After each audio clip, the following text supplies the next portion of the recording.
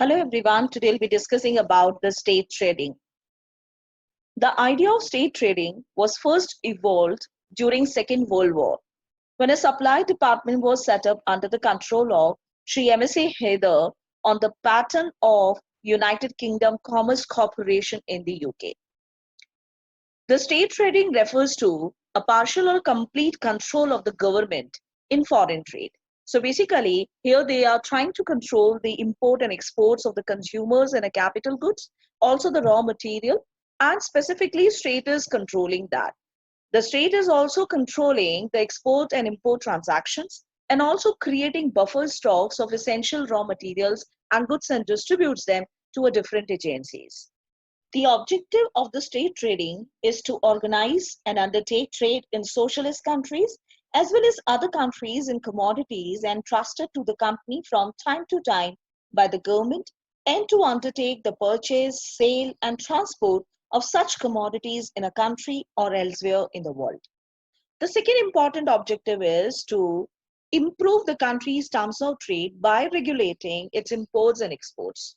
They are also enhancing the bargaining power of the country with this and also increasing the government revenues.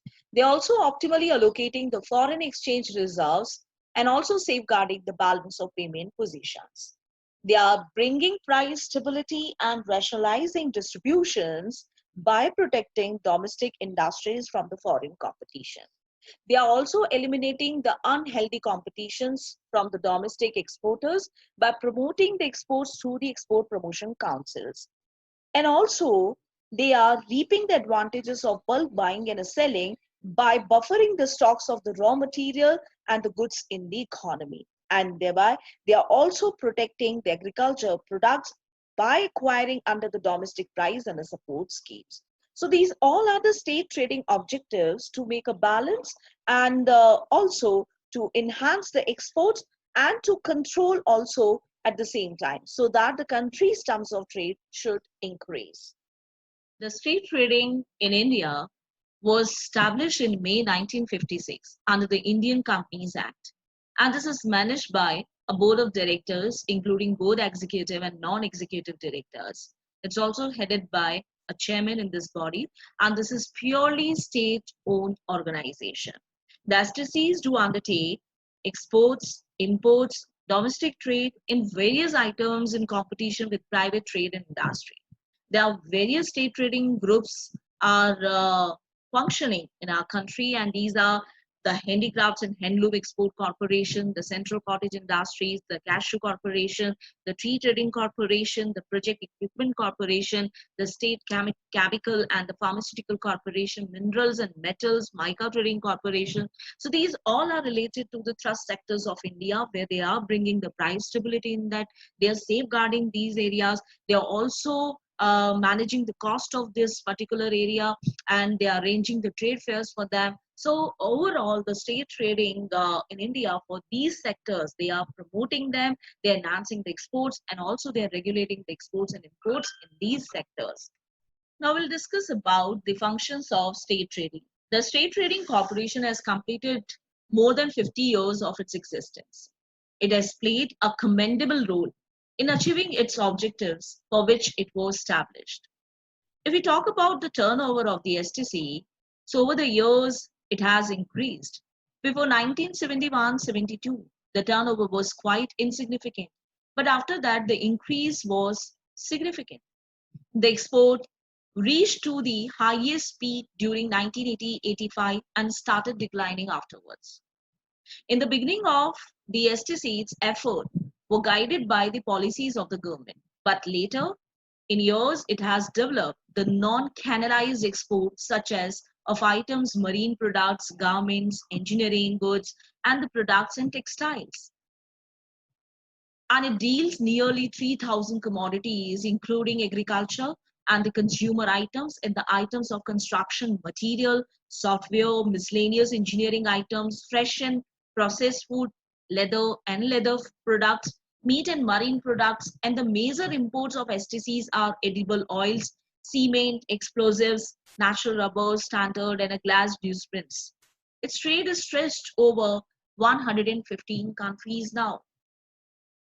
So The functioning of the state trading is important because this is enhancing the export and also controlling the exports and imports both, and thereby they are increasing also the bargaining power of the country. So what they do basically, they are finding new markets for the existing export items. As I was discussing in the objectives too, they are promoting exports, and for that they are arranging the buyers and sellers meet too. So they are finding the trade fairs, they are also arranging the trade fairs to find out the different markets. Like in Noida, like Delhi Pragati Maidan, in Jodhpur Trade Park, they are organizing such trade fairs. To develop and promote new export items, they do promotion of export items through the export promotion councils, and they are trying to diversify their exports. They are also developing and promoting exports of certain bulk commodities on a long-term basis. As I mentioned, they do canalize imports of bulk commodities to facilitate overall trade. They do increase the resource for promoting organized production and the exports of a small and medium scale industries. How they do enhance this SMEs exports? They are promoting, not only promoting, in fact, they are also protecting these SMEs from the foreign competition. And thus, they are able to increase their exports and also they can expand in the home market too. They do undertake the price support for essential items like agriculture products, so minimum support price, and also they do the buffer stock of the raw material resources and the important commodities like jute, tobacco, and rubber. They do undertake domestic trade if the situation demands, and they do assure the foreign importers regarding the quantity and the quality of various goods at the competitive rates.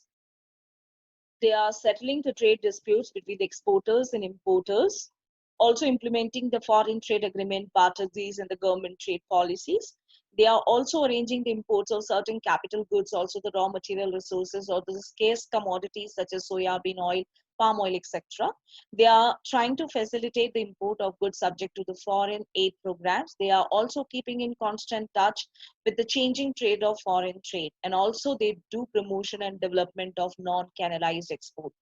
With these kind of operations and the functioning, they are trying to bring more price stability, also a favorable balance of payment, and the improvement in the terms of trade for the entire country. Thank you.